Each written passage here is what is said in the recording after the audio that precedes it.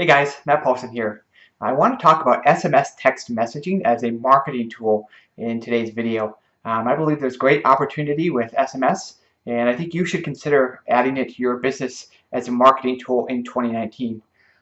So some background information about how about SMS kind of at MarketBeat. We have built a fantastic business of building an audience on a specific communication medium. So whether that's email, we've done it with email, we've done it with web push notifications. We're trying to do it with the Facebook group. We tried it with Facebook Messenger bot. But the idea is no matter what it is, that you create a consistent stream of valuable content and then invite people to receive that content regularly. So once you have your audience's attention, you can then leverage that attention to sell products and services that your company sells, or you can promote products of your advertisers. We've done this very well with email. We have 810,000 email subscribers.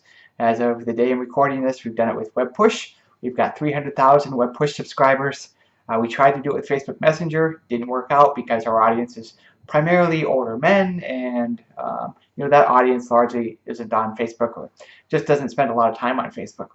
So at the beginning of 2019, we kind of decided that we are looking for our next kind of medium of communications to build an audience on. We're doing a little bit of experimenting with Amazon Alexa. We've got an Alexa channel. But I think the main focus for us is going to be SMS. Because it is a technology that our audience already uses. They're used to getting SMS text from companies like ours. It's a known quantity, and I think it's going to work to grow our business. In the past, I haven't seriously tried SMS because I just didn't know how to attract SMS subscribers. We buy a lot of email signups through co-registration advertising networks, but you can't buy SMS signups through those same networks. They don't sell those. Also, if you add an SMS field to an email opt-in, your opt-in rates are going to decline dramatically. Typically every additional field you add to an opt-in form, you lose about 30% of the of your opt-in rate. So we don't want to torpedo our profitable email funnel, so we just haven't done that either. But I do think we have found a couple of good ways to get SMS subscribers. So I think for the first time, SMS is going to be a real opportunity for MarketBeat. So I plan on, at least initially, primarily growing our SMS list by just asking our existing email and web push subscribers to sign up for SMS alerts. And the way we're going to do this is we're going to put an SMS opt-in inside our co-registration funnel. So after somebody signs up for MarketBeat's newsletter, they may or may not see an ad that says, hey, why don't you sign up for SMS notifications too? Or if we're going to send people to a free report, we might put an interstitial page in between the email and the report that says, hey, we'll give you a report, but before we do that, would you also like the SMS alerts? So we're going to do that, and we're also just going to email people and say, hey, we have this new service where you can get SMS alerts for your stocks. Why don't you go to this page and sign up? So really our strategy is to populate our SMS list with our existing web push and email subscribers, at least initially. We may experiment with some other stuff down the line. Our goal for this year for SMS is to get 100,000 SMS subscribers by the end of 2019. And I have no idea if we're going to make that goal, but that is what we're going to target. I'm a big believer you should target big goals, and I don't think it's unreasonable, but it's not guaranteed we'll hit it either. I've done a lot of research about SMS in the last few weeks, and I'm certainly not an expert on it, but I am quickly discovering that SMS is just a very different animal than email and web push, and it is for a few different reasons. First, there are some very specific regulations that apply to SMS messaging that don't apply to email, so I'm kind of learning a new regulatory environment. SMS it's really governed by the Telephone Consumer Protection Act, the TCPA, as well as CAN-SPAM, and then there's like an industry group as well. When you're getting people to opt into SMS, there are some specific disclaimers you need to provide that you don't with email. For example, you have to tell people how often you're going to message them. You have to tell them that standard text message rates will apply. You have to tell them how to unsubscribe. And you can also only send messages certain times a day, because who wants to receive an SMS text message at 4 in the morning? You also have to include specific wording in your welcome message. And you have to track consent to prove that somebody signed up for your mailing list. That way, if anyone ever accuses you of spamming them, you can say, well, no, you signed up on this page at this time. Here was your IP address. This is the phone number you entered. So you have to be able to prove somebody signed up. I've also kind of discovered that SMS is really kind of a technical challenge as well to set up. At MarketBeat, we're kind of a unique company. We always build out our own management systems, and then we work with relay services like Twilio for SMS or OneSignal for web push or SendGrid for email that do the actual delivery of our messages.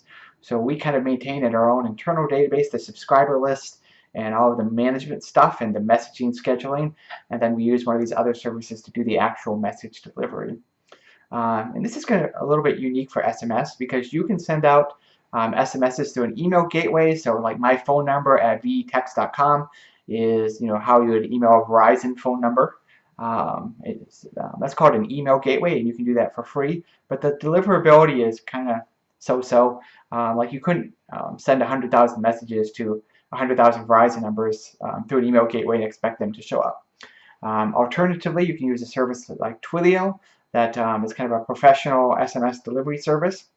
Have much better API, much better handling of cancellations on subscriptions, but they cost 0.75 cents for each message that goes out. And that might not seem like a big number, but if you're going to try to send a message to 100,000 people, that's $750 for every message that you send out.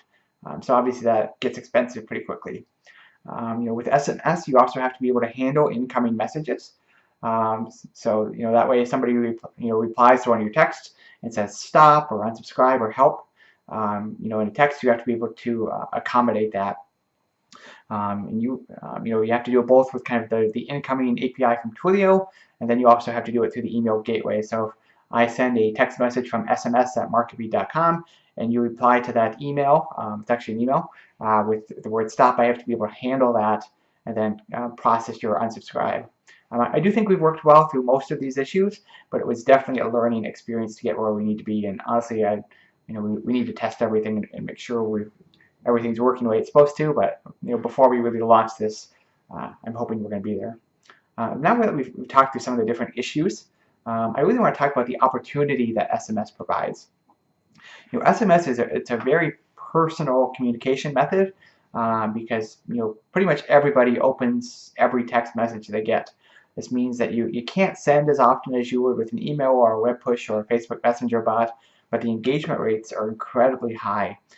You probably really only want to send 1 or 2 text messages a week, because any more than that, you're going to start to annoy people and they're going to unsubscribe and complain about you on the internet. So it's really critical since you can't message very much, it's really critical to get your messaging right the first time. In our test, we're seeing click-through rates as high as 10% for the people we text. So we send out 100,000 messages. That's 10,000 clicks from a single message, which is huge. If we believe that a click is worth $1 to us on SMS, which we do because that's what we think advertisers are willing to pay, we send out a message to 100,000 people. Hopefully by the end of the year, we get 10,000 clicks, so we make $10,000. I don't care who you are. That's real money.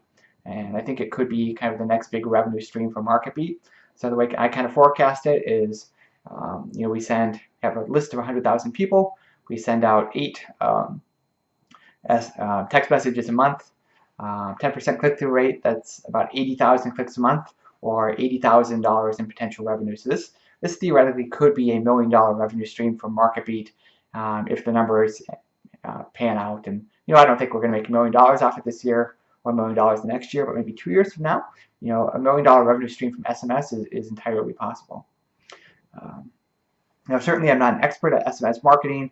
I'm probably 3 or 4 weeks into developing our SMS program, but I do think it's a real opportunity for consumer-oriented businesses.